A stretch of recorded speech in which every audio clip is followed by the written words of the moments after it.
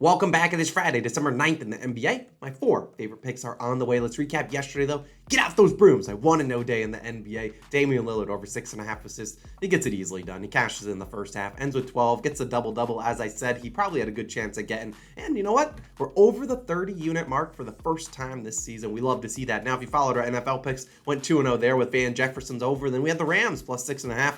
A lot of people in the comment section didn't like the Rams. They said, I don't care, and they go and win outright. We will take that. Now, if you are new to the channel, my name is Austin. If you want to go down below, hit that subscribe button. I certainly would appreciate it. Also, drop a like, too. But first, before I dive into today's plays, a moment from today's sponsor.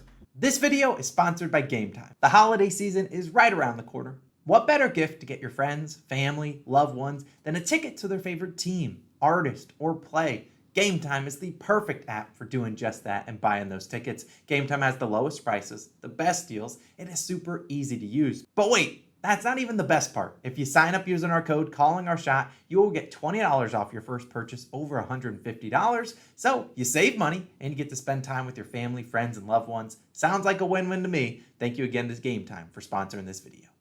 All right. No more messing around. It's best bet of the daytime. And this is actually the first time I'm feeling more than like 5% energy to record these videos. I'm getting healthier, and we're diving right into this one. It's one of my favorite rides in the NBA. Strap on in.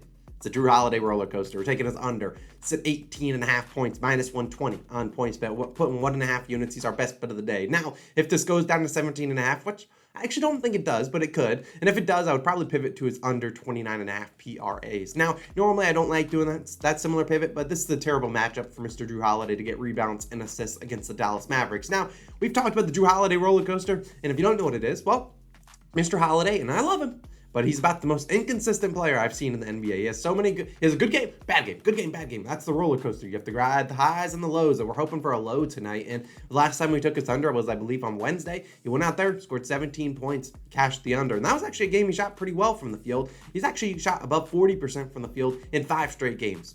Like, that's not Jrue Holiday's game. He's not a consistent shooter at all, and I don't think this is a great matchup for him as the Bucks are on the road in Dallas taking on the Mavericks. Now, Jrue, as I talked about in the last game against the Magic, actually, we took his under, I think, on Monday, but we talked about this. Jrue Holiday, he averages 3.3 fewer points per game on the road, on 41.7 field goal percent and 23.7 three-point percent. So he's really struggling on the road, averaging, I think, 16.3 or 7 points per game, and that's well below the 18.5 line he's getting today. Now, the books are not stupid. They see Jrue Holiday go out. They set his line at 18.5. They see him go out there and score 31 points. They're like, here's an 18.5 line, because they know the Jrue Holiday roller coaster. He consistently has good and then bad games. And Jrue already played the Mavericks once this year. He scored 16 points on 16 field goal attempts. The Mavericks, tough matchup for opposing point guards. In fact, they give up the 10th fewest points per game to point guards, the 2nd fewest points per game to shooting guards. And Jrue, if you watched them play against the Mavs earlier this year, he's going to be the primary defender on Luka Doncic. So he's going to have to go use a lot of his energy. And Luka's been getting a lot of questionable foul calls, but there's always a potential for foul trouble. And also, he's just using a ton of energy, having to go fight through screens, go under, over, everything to stop Luka Doncic. Luka probably going to post him up a good amount. And in 4 games versus Luka as a member of the Milwaukee Bucks, he scored 16, 20, 13, and 16 points. I'll give credit to Jrue. He might get close to this line. He might get into the 15, 16, 17, 18, but I just don't think you see him scoring, 19 or 20 points in this game unless his volume's ridiculous. But I don't see his volume being as crazy as it has been when he's hit the over recently. In 11 career games versus Luka, he's averaged just 16.7 points per game, going under an 8 of 11 contests. Jrue, like I said, might get close to this line, but I don't think he goes over. Chris Middleton, also worth noting, I think his minutes get upped a little bit tonight. There's no reason, there's no, now report out there that happens, but I did see Middleton's point total go over or go up to 15.5, despite him still going under this line. So maybe Middleton has a better game in this one. Maybe they play him a couple more minutes and he plays pretty well. Either way, Jrue Holiday, our best bet of the day, the roller coaster, under 18.5 points. Hopefully continues to treat us nicely. Now,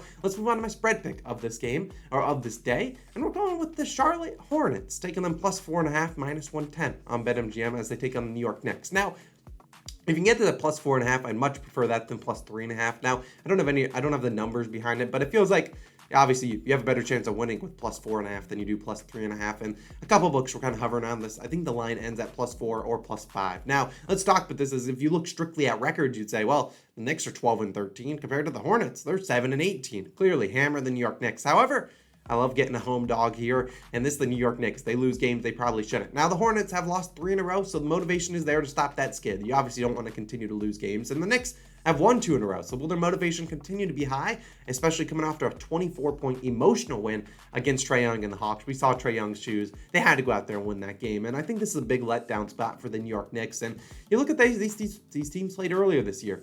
The Knicks actually won that game. It was in Madison Square Garden, but it was a 3-point overtime win. So the Hornets did cover the plus 4.5. And last year, these teams faced each other 4 times. The Hornets won 3 of them outright. The other one, they lost by 15 points. Now, obviously, the Hornets roster is different this year, and they're dealing with injuries at the moment, but I still think they're good enough to get it done. The Knicks not been a great team after a win. 3-7-1 against the spread after a win, and that includes covering the last game when they won 2 straight games. The Knicks, they've beaten the Cavs by 11 points, a very good team. The Hawks by 24. And then the people are going to be like, they're only laying 4 against the Charlotte Hornets? You kidding me? Hammer the Knicks. Yeah, no, not so fast. As a New York Knicks fan, this is a team that wins games they shouldn't, loses games they shouldn't. Either way, you know this New York Knicks team, they're going to let down. I think this is a big-time letdown spot for them on the road in Charlotte. Like, the Knicks lose teams to teams they should beat, and this is the one that they should win. But they won't. That's what the New York Knicks do. So, Obi Toppin also out. He's a big energy guy off the bench. Julius Randle played way too well last game. He probably stinks it up. Give me the Hornets. A home dog, plus 4.5. I think they have a good chance of winning outright, but I think they can cover the plus 4.5 regardless. Give me them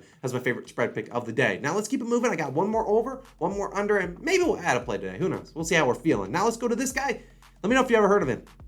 LeBron James over 39.5 PRAs, points, rebounds, and assists, minus 113 on Caesars. Now, if you need an individual line, take his over 25.5 points. The Kings should be able to get us 26 points tonight. But even if he doesn't, I think he has a good chance of getting over 40 PRAs. Now, anytime you can see LeBron's line under 40 PRAs, almost feels like I gotta take it because this is LeBron James, one of the most consistent players in NBA history. Now, LeBron and the Lakers on primetime on ESPN in Philadelphia, taking on the Sixers. And I just think the stars like to show up on ESPN. And I'd rather take PRAs instead of points because, as I've talked about 1 trillion times before, the Sixers give up a ton of rebounds to opposing power forwards, LeBron's position. In fact, the Sixers allow the 6th most rebounds per game to power forwards. Look, LeBron had 17 rebounds last game, and that's how we got over this line. Now, I'm not saying LeBron's going to go out there and get 17 rebounds again, but it's not unrealistic for him to go out there and grab 12 rebounds and grab like 8 or get 8 assists. That would make it much easier to hit this over in PRAs than it will the over in points. Although I think he can get it both done. And he's going to be guarding PJ Tucker, and PJ Tucker's probably going to guard him. And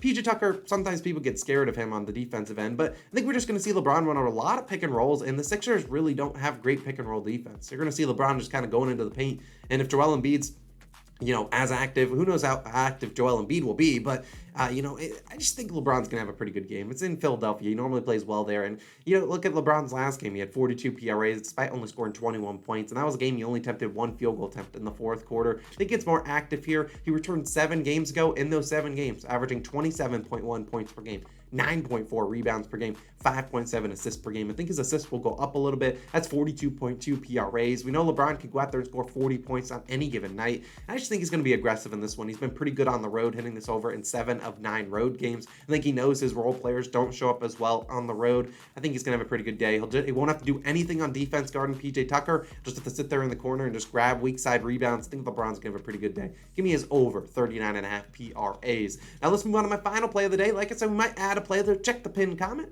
Paolo Banchero under. Yes, you heard that right. Under 20.5 points. Minus 114 on Barstool Sportsbook. Now, yes, that says under, and it pains me.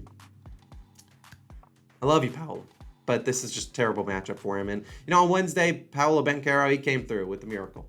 We love him. And we haven't lost, we might have lost a pick on Banchero this year, but he came through in a miracle and we needed it badly. But this is a terrible matchup for him against the Toronto Raptors. Now, granted, the Magic are at home. That should bode well for Banchero, but you saw less than a week ago, the Magic had to travel to Toronto, played the Raptors, and Banchero went out there, scored 9 points, 8 field goal attempts in 27 minutes. At that rate, he would have needed to play over 54 minutes to hit this over. And I guarantee he plays better than he did in that game. But over the last 2 games, Banchero, he's only been able to get close to this line, score 20-plus points because he's attempted 15 and 14 free throw attempts. If he doesn't get those free throw attempts, which can be subjective, he's not going to get close to this line unless he shoots very efficiently. And the Raptors, we've talked about, this is a great defense. This is a team that looks to take away your number 1 option. And there's really no one else on the Magic that you'd really want to take away. Maybe Franz Wagner, but Banchero's going to be that number 1 guy you're going to want to take away. limit those drives. And this is a team with Anunoby, Barnes, Siakam. They also got Gary Trent Jr., Fred VanVleet, all capable defenders, all guys that can move their feet. And they're going to double Banchero whenever he tries to drive. So if Banchero wants to go out there and knock down some threes and hit the over, go for it. But he's not the best three-point shooter. It's a terrible matchup for him. And his field goal attempt volume hasn't been as ridiculous as it was earlier this year when we saw him attempting 17, 20 field goal attempts per night. I mean, you look at the last 5 games with Fultz in the lineup. 14, 17, 8, 16, and 13 field goal attempts. I mean, it's just not the field goal attempt volume you really love to see. I love Paolo Banchero. I think he's great, but Cole Anthony's back too. The Magic have so many players that just want to go out there and shoot the ball themselves. So I just think it's a tough matchup against the Raptors. I think the Magic could cover this just because the line makes no sense. But either way, the Raptors are 8-point favorites on the road. They've had pretty good success against the Magic in their history. So I'd rather take Banchero's under. I think it's a terrible matchup for him. Give me his under 20.5 points. I know he's helped us make us a lot of money this year, but I'll take his under. Now that's going to do it. If there's an added play, check the pinned comment. Maybe we add one for a 5th play today. But as always, and we'll tweet it at Calling Our Shot. Now, time to shout out our COS All-Stars. We have one new one, Aiden. I appreciate you for supporting the channel. We can't do without you guys. Now, NFL video might be live later on today. I'll try to crank that out for my favorite spread picks for Sunday. And then, of course, if you want to sign up for Game Time, use our codes. See the link down below in the description. Get $20 off your first purchase over $150. Thanks again to Game Time for sponsoring the video. 4 plays, 4 winners. Let's keep it rolling. Let's stay above that 30 unit mark all year long. See you guys back in tomorrow morning. Peace out.